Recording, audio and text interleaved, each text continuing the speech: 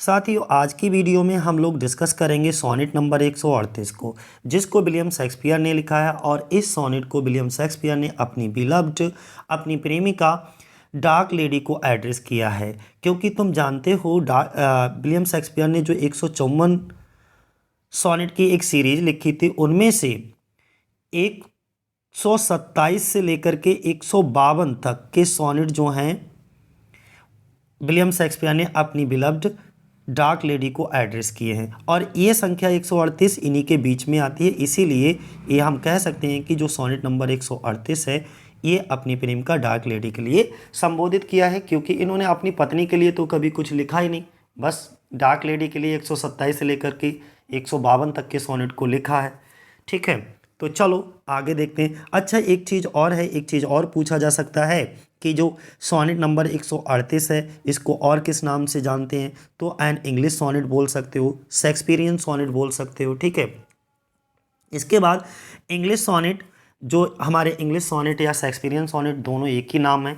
इसमें कितनी 3 क्वार्ट्रेन होते हैं। क्वार्ट्रेन क्या होता है? जिसमें 4 लाइनों के एक स्टेंजा को हम क्या कहते हैं? क्वार्ट्रेन कहते हैं। जिसमें एक फाइनल राइमिंग कपलेट लगा होता है, और कपलेट क्या होता है? जिसमें 2 लाइनें होती हैं। ठीक है, यानी कि दोहा टाइप का वो अंत में लगा होता है। आगे नेक्स्ट हम लोग डिस्कस करेंगे ये तो हो गया, यानी कि 3 क्वार्टरिन होंगे और क्या लगा होगा? एक कपलेट होगा। और इसमें जो 138 नंबर का सोनेट विलियम शेक्सपियर ने लिखा है, इसमें इन्होंने आयम्बिक पेंटामीटर का यूज किया है। क्योंकि कीवर्ड, किसी भी सोनेट को पढ़ाने से पहले उसके कीवर्ड को जानना बहुत ज़रूरी है। हम सारे कीवर्ड बताने के बाद में सोनेट नंबर 138 को हिंदी में line by line, word by word explain भी करेंगे। और इसके बाद में अंत में लगभग 50 प्रश्नों का पूरा सेट बना करके देंगे, यानी कि पूरा का पूरा टेस्ट पेपर होगा जिसको आपको सॉल्व करना है। और जो भी पता हो उनको कमेंट बॉक्स में देना है, वो मैं लास्ट में आपको पूरा प्रोसीजर बता दूंगा। ठीक है, वीडियो के अंत तक बने रहिएगा। बस हमने क्या बताया, और इसमें राइमिंग स्कीम कौन सी है भाई? तो राइमिंग स्कीम उनकी भाई ट्रेडिशनल राइमिंग स्कीम है, जो हमेशा अपने सोनेट्स में ये यूज करते हैं। ठीक है, और कौन ज़्यादातर इनके 3 सोनेट को छोड़ करके ज़्यादातर की राइमिंग स्कीम, एक सोनेट नंबर जो 99 है उसमें 15 लाइनें हैं, उसका थोड़ा सा डिफरेंट पैटर्न है। एक सोनेट नंबर 126 जिसमें 12 लाइनें हैं। एक सोनेट नंबर 145 है, ठीक है, जिसमें ये आयम्बिक टेट्रामीटर का यूज करते हैं। तो ये कुछ 2-3 सोनेट हैं जिसमें ये राइमिंग स्कीम इनकी फॉलो नहीं होती है, बाकी सभी में यही राइमिंग स्कीम इनकी फॉलो होती है। ठीक है, A B C D E F और डबल जी, ये जरूर ध्यान बनाए रखिएगा। क्योंकि राइमिंग स्कीम, हमारे राइमिंग स्कीम है या किस में लिखा है? आयम्बिक पेंटामीटर इसका इसमें यूज किया गया है। ठीक है, शेक्सपियरियन सोनेट या इटालियन सोनेट में शेक्सपियरियन सोनेट या इंग्लिश सोनेट में कितने क्वार्टरिन? 3 क्वार्टरिन होते हैं, एक कपलेट होता है। ये सब चीज़ें आपको ध्यान बनाए रखना।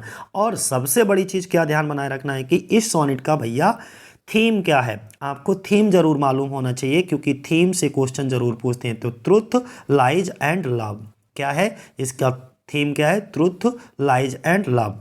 और अगला अगर हम बात करें नेक्स्ट,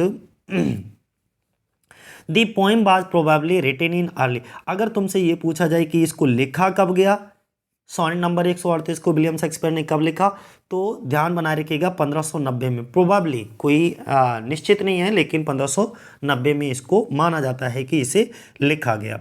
इसके बाद में इस सोनेट को लिखा 1590 में गया, तो फिर इसको पब्लिश कब करवाया गया, कब इंक्लूड किया गया? तो दिस सोनेट बाज इंक्लूडेड, किस में इंक्लूड किया गया?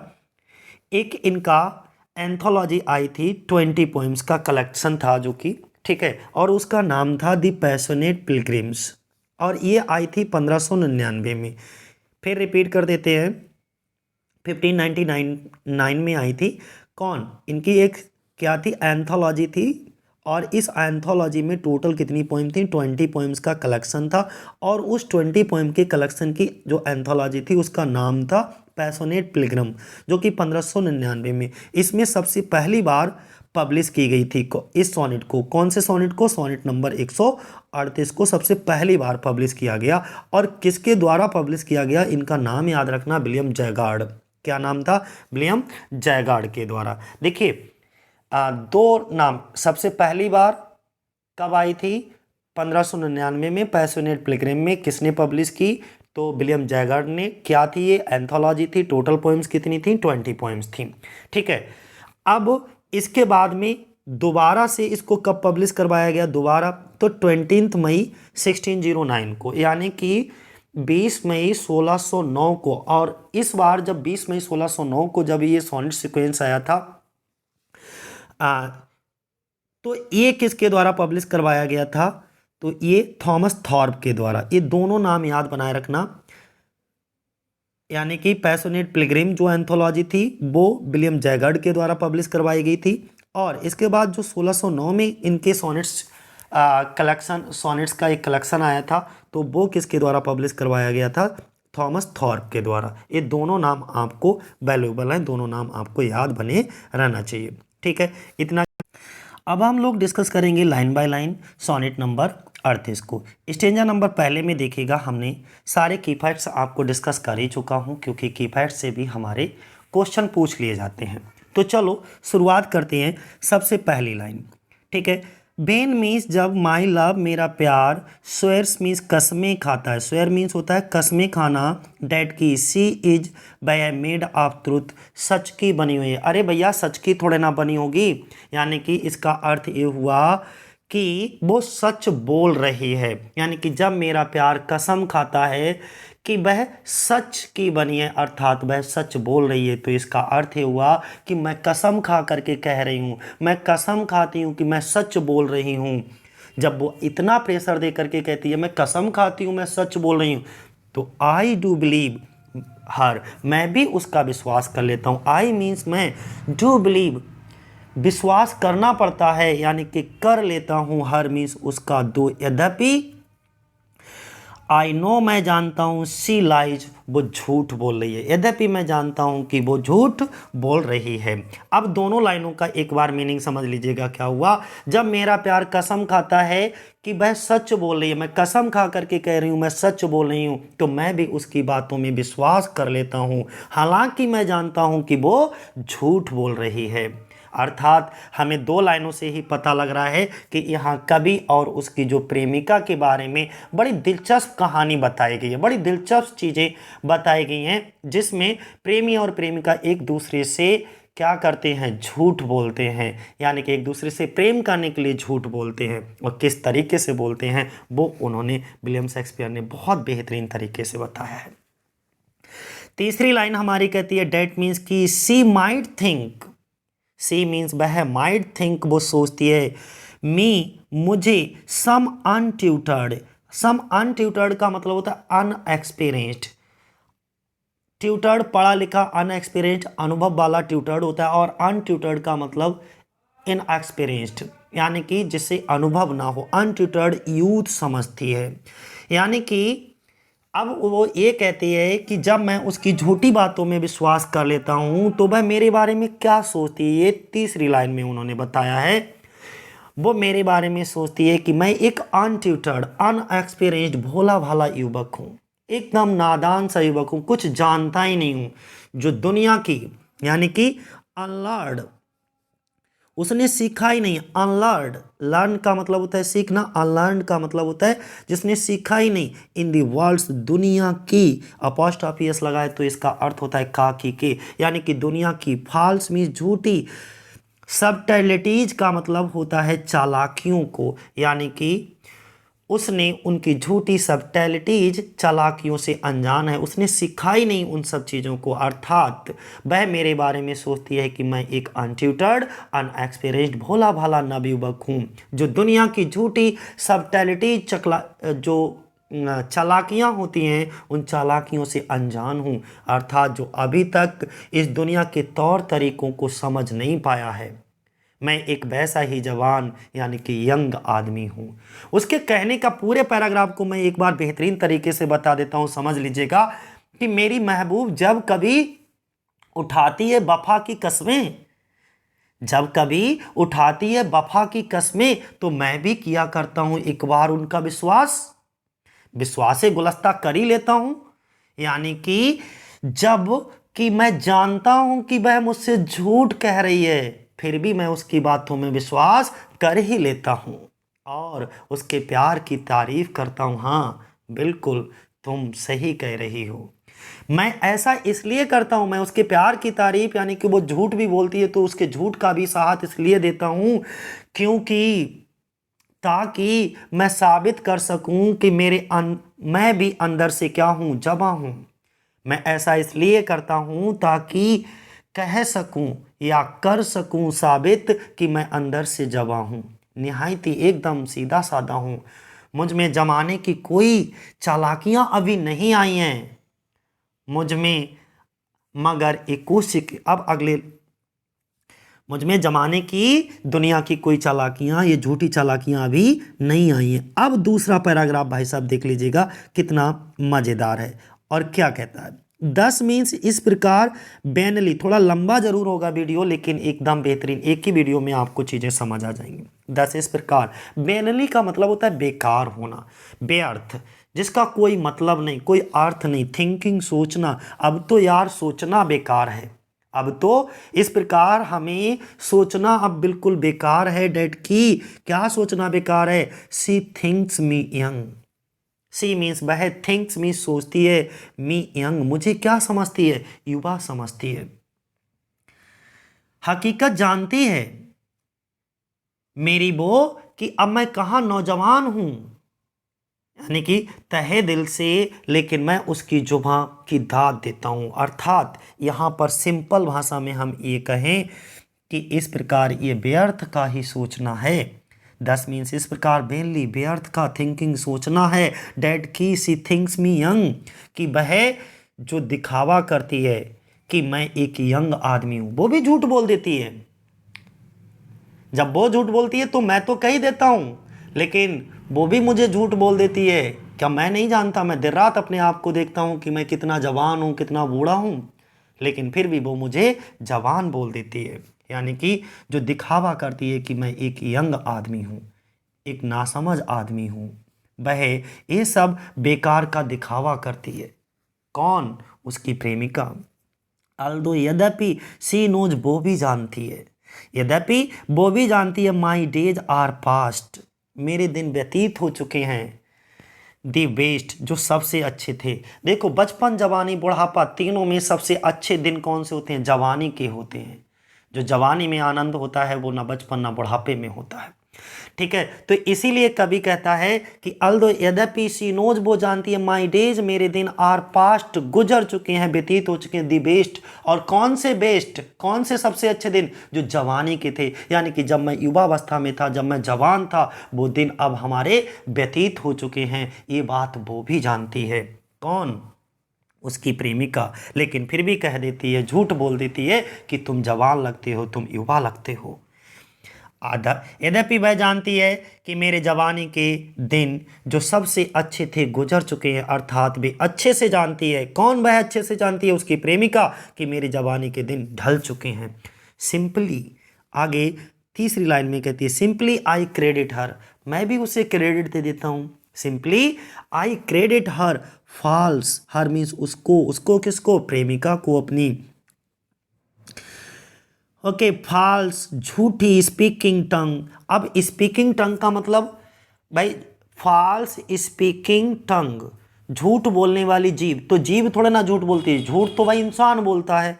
तो यहाँ पर उन्होंने कहा जब भी वो इंसान झूठ बोलता है तो मैं भी उसे क्रेडिट दे देता हूँ। इसका अर्थ ये हुआ कि सिंपली मैं भी उसकी इन झूठी बातों को मान लेता हूँ। सिंपली मैं भी उसकी इन झूठी बातों को मान लेता हूँ, विश्वास कर लेता हूँ। और इस प्रकार ऑन बोथ साइड, दोनों तरफ से, ऑन बोथ साइड, दोनों तरफ से, 10 मीन्स इस प्रकार, इस सिंपल ट्रुथ, जो हमारा साधारणता सच है, साधारण सा तुच्छ सा सच है, वो सप्रेस्ड कर लिया जाता है। सप्रेस्ड का मतलब होता है दबा लिया जाता है, छुपा लिया जाता है। हम अपना सच छुपा लेते हैं, सॉरी, हम उसका सच छुपा लेते हैं और वो मेरा सच छुपा लेती है। तो इसका अर्थ ये हुआ, इस प्रकार दोनों तरफ से सच को दबा दिया गया, सप्रेस्ड कर दिया गया। इस तरीके से कोई भी साइड सच्ची नहीं थी, कोई भी साइड, ना प्रेमिका वाली साइड सच्ची थी, ना स्पीकर वाली साइड सच्ची थी। ना ही स्पीकर सच बोल रहा था और ना ही उसकी बिलव्ड प्रेमिका सच बोल रही थी। स्टेंजा नंबर 3 देख लीजिएगा। तो अब तो क्लियर हो गया होगा, कहो तो स्टेंजा नंबर 2 जो है बहुत प्यारा भरा है, उसमें कोई इशू नहीं है कि नौजवान उसने क्या हकीकत जानती है वो मेरी, अब मैं कहाँ नौजवान हूँ तहे दिल से, लेकिन मैं उसकी जुबां की दाद देता हूँ। यानी कि मजबूर किया जिसने सच को दबाने पर, ना वो माने कसूर अपना ना मैं मानूं खता अपनी, मोहब्बत पर मोहब्बत में वफा और उम्र को परखा नहीं जाता। अगली लाइन में भाई साहब मजा आएगा, तब देखना। तब वो कहता है यहां पर बट लेकिन, थर्ड स्टेंजा देखिएगा अच्छे से, बट लेकिन भेयर फोर। अच्छा, भेयर फोर का मतलब क्या होता है? यहां पे भेयर फोर का मतलब होता है फिर क्या कारण है, क्या या किस लिए, किस कारण। तब वो यहां पे कहती है, क्वेश्चन करती है कि तो वह क्यों नहीं मान लेती, बट लेकिन wherefore says she not she is unjust. यहां पे अनजस्ट का मतलब क्या है? अनजस्ट का मतलब बेसिकली झूठे के लिए, यहां पर अन्याय के लिए नहीं, झूठ बोलने के लिए प्रयोग होगा। तो वह क्यों नहीं मान लेती कि वह झूठी है? आगे एंड मीन्स और wherefore say not I that I am old.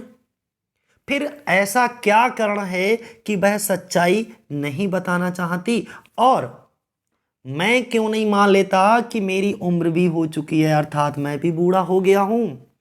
दोनों लाइनें एक बार फिर रिपीट कर देता हूं, समझ लीजिए। तो वह क्यों नहीं मान लेती, वह कौन, उसकी प्रेमिका क्यों नहीं मान लेती कि वह झूठी है?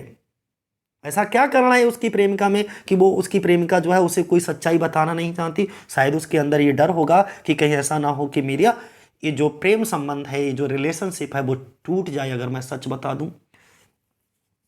क्योंकि सच बोल देने से रिश्ते टूट जाते हैं। सच किसी ने कहा है, अगर झूठ बोलने से रिश्ता अगर आपका बना रहता है तो झूठ बोलने में कोई बुराई नहीं है। इससे अच्छा है सच बोलने से अगर रिश्ता टूटता है तो झूठ बोलते रहो। नेक्स्ट, तो वही बात यहां पर विलियम शेक्सपियर कहते हैं, मेरे कोई शब्द नहीं है, सब विलियम शेक्सपियर के हैं, मैं तो बस अपनी जुबान को एक आवाज देकर के आपको क्लियर कर रहा हूं। तो उन्होंने कहा, अब ये दूसरी लाइन में, तीसरे स्टेंजा की दूसरी लाइन में ये क्या कहते हैं, और मैं क्यों नहीं मान लेता, and where four say not आई, और मैं क्यों नहीं मान लेता डेट की आई एम ओल्ड, कि मैं बूढ़ा हूं या मैं बूढ़ा हो गया हूं। फिर कहता, ओ अरे loves based habit, loves based habit, ओह पता है प्यार की सबसे अच्छी आदत क्या है? लव्स अपॉस्ट्रोफी एस लगा है तो प्यार की, अब बेस्ट का मतलब सबसे अच्छी, हैबिट मीन्स आदत। ओ पता है आपको कि प्यार की सबसे अच्छी आदत क्या है? तो सबसे अच्छी आदत है, इज मीन्स है इन सीमिंग ट्रस्ट, एक दूसरे में विश्वास बनाए रखो। यानी कि इस सीमिंग ट्रस्ट, भरोसे का दिखना एक दूसरे में, जो प्रेमी और प्रेमिका हैं यानी कि जो लवर्स हैं, उन दोनों के बीच दरमियान क्या भरोसे का दिखना बहुत जरूरी है, अर्थात एक दूसरे पर भरोसा होना बहुत जरूरी है। हम दूसरे शब्दों में ये भी कह सकते हैं कि प्यार की सबसे अच्छी आदत ये भी है कि हम एक दूसरे में प्यार का दिखावा करने का प्रयास करते हैं, भले ही हमें उसमें विश्वास ना हो, लेकिन फिर भी तुम जो कह रहे हो वो सही है, सच है। ठीक है, अब आगे लास्ट लाइन इस पैराग्राफ की देखिएगा, एंड एज, यहां पर एज से मतलब उम्र नहीं है, यहां पर पर्सोनिफाइड एज को किया गया है, और एज का मतलब है बूढ़ा व्यक्ति। And age in love, in love means प्यार में पड़ा हुआ, एज इन लव का मतलब एक ऐसा बूढ़ा व्यक्ति जो प्यार में पड़ा हुआ हो। लव्स प्यार करता है, not to have years old, not to have years told, sorry years अपनी आयु को, टोल्ड बताना नहीं चाहता, नॉट टू हैव नहीं बताना चाहता, ईयर्स टोल्ड। अब देखिएगा यहां से क्लियर आपको बेहतरीन समझ आ जाएगा। मैं यहां पर और करीबन 1 मिनट में सब पूरी लाइन एकदम बेहतरीन क्लियर कर दूंगा, समझिए।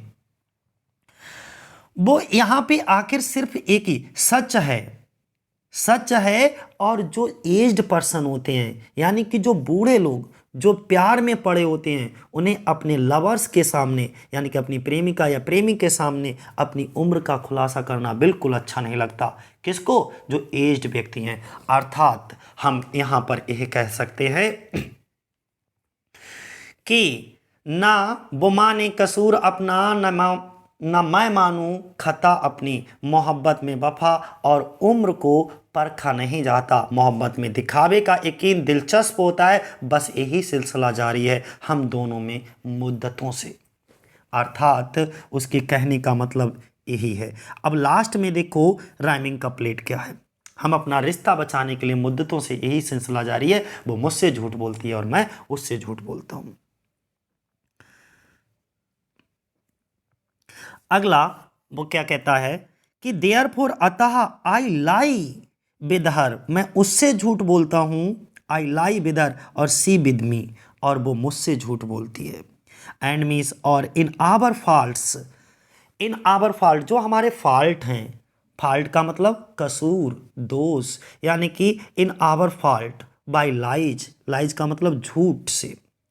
बी फ्लेटर्ड, बी मीन्स हम, फ्लेटर्ड का मतलब होता है खुश होना, बी हम खुश हैं, अर्थात इसलिए मैं उससे झूठ बोलता हूँ।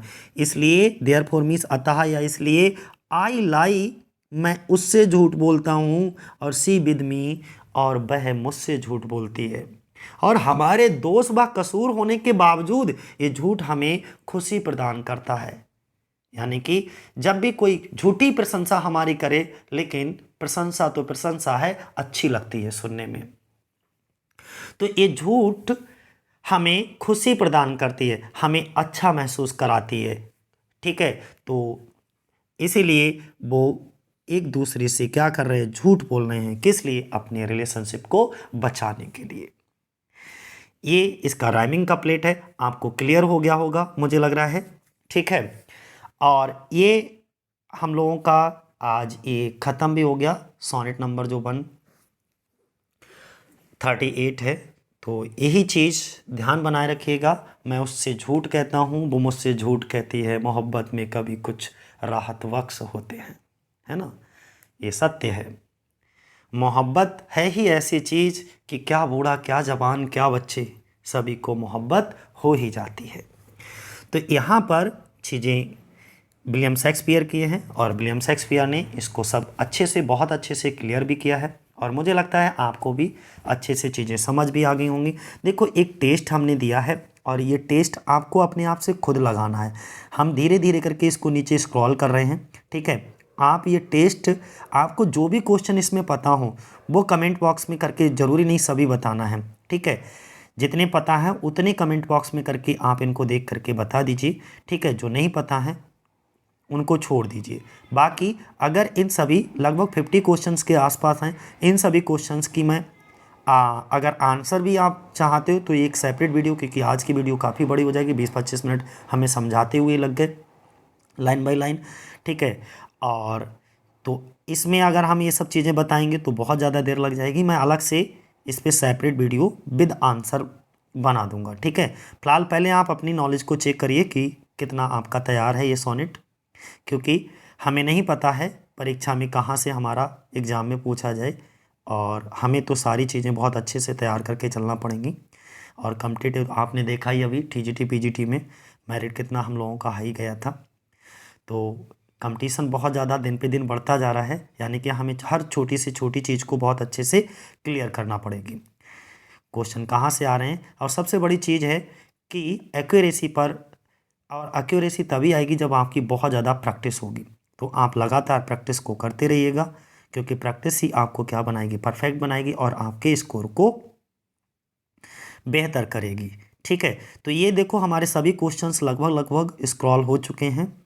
1-2 मिनट में इसको सब देख लीजिएगा, लगभग 50 क्वेश्चंस के आसपास हैं।